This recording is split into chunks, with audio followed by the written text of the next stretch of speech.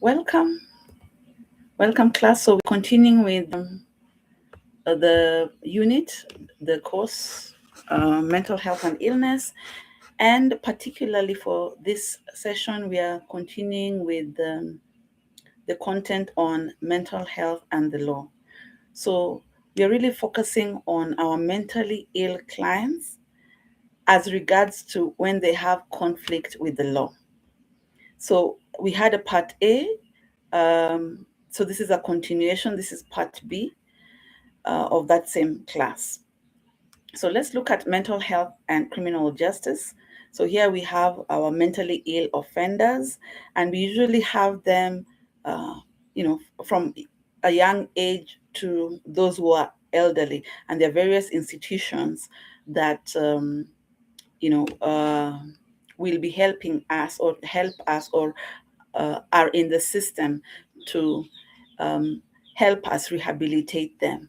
But like we said in the previous class, that the law is really pushing for less of institutionalization and more of community rehabilitation. So these our mentally ill clients, when they're in conflict with the law, they may be unfit to plead, um, and they may not be criminally responsible due to their mental illness. Usually, we find that they are remanded in prisons due to lack of psychiatric facilities, so sufficiency of psychiatric facilities, and therefore, we still find that there's need to have some of these institutions in society.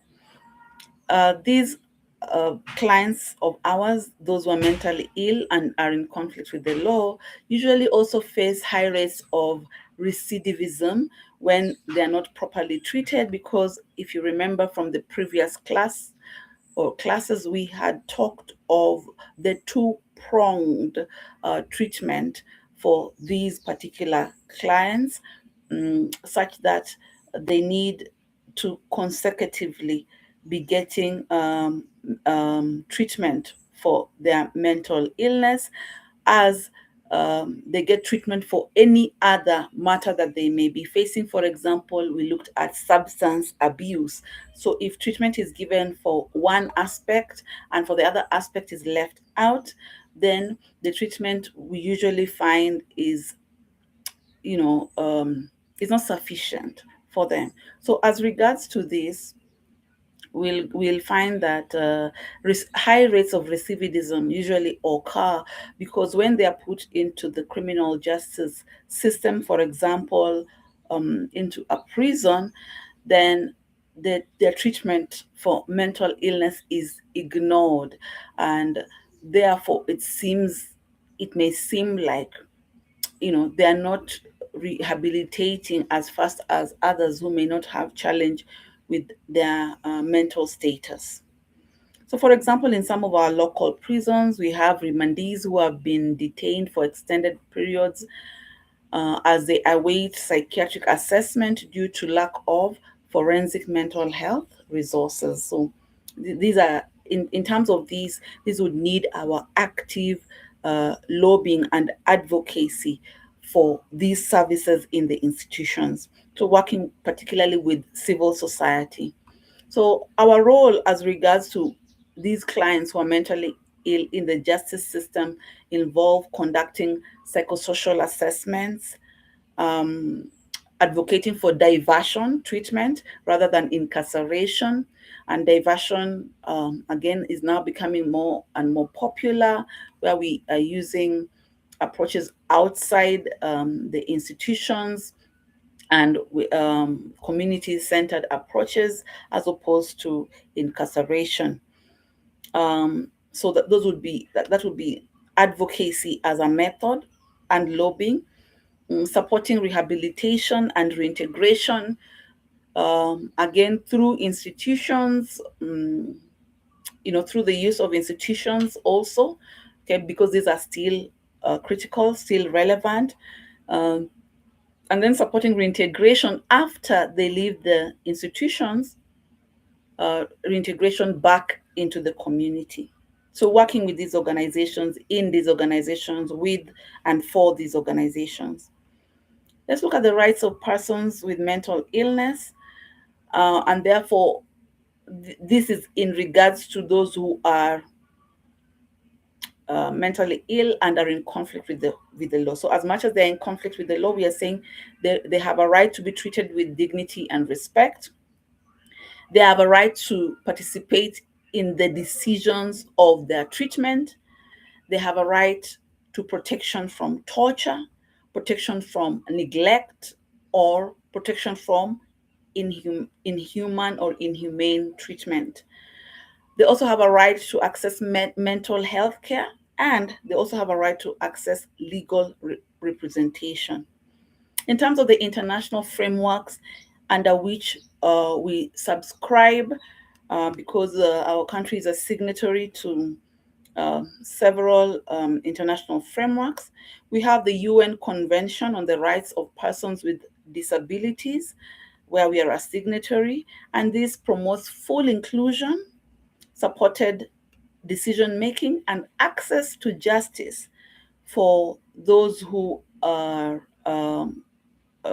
disabled, in this case, who are mentally challenged, okay, who are mentally challenged. We have the WHO Quality Rights Initiative, and this aims to improve quality and human rights in mental health services and emphasizes once more the deinstitutionalization of the mentally ill, their autonomy, and recovery oriented care, okay, care that emphasizes on their recovery. The implications, of social work practice in this arena: we need to stay informed about mental health legislation, like we had emphasized in Part A. We need to advocate for clients' legal rights and ensure procedural safeguards. We need to partner with legal aid, mental health tribunals, like the mental health councils in the counties, and the police. We need to document interventions and risks clearly for the legal protection of our clients.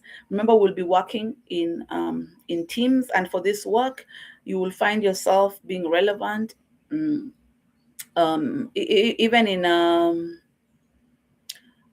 legal setup like a law firm, okay, like a law firm, or within the legal justice system, okay, various parts of the legal justice system. So we document interventions and risks clearly for the legal protection of these clients.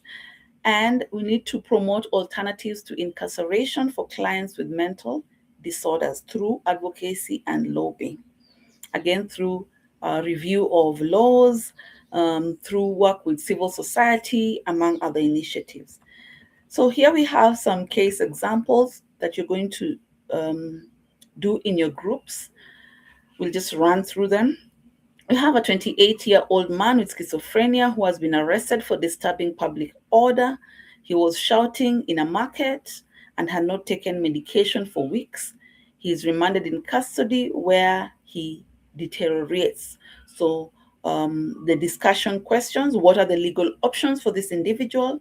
What is the social worker's role in supporting his access to treatment and legal protection? So you do this in your groups, and then you can brainstorm on them further. Other activities to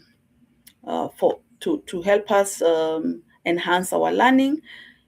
This debate, you can start to have it, and then we'll proceed on with it. Should individuals with severe mental illness be treated involuntarily if they refuse care? And then this group activity, work on it in your groups, and then we can look at it together.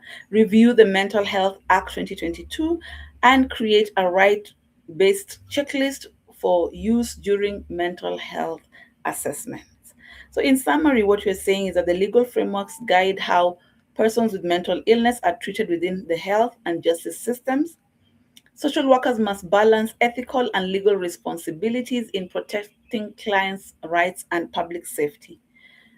Kenya's legal environment is improving, but requires more capacity building, resourcing, and awareness. So, like we said, a lot of work with um, the lawmakers that include the MPs and the MCAs at county level, the MPs at national level. And also, of course, MPs include the MPs in Parliament and the senators who help us in advocacy. I put here a list of recommended readings for this particular class. So please have a look at part A, and then you'll connect to this part B as regards to mental health and the law. Thank you so much.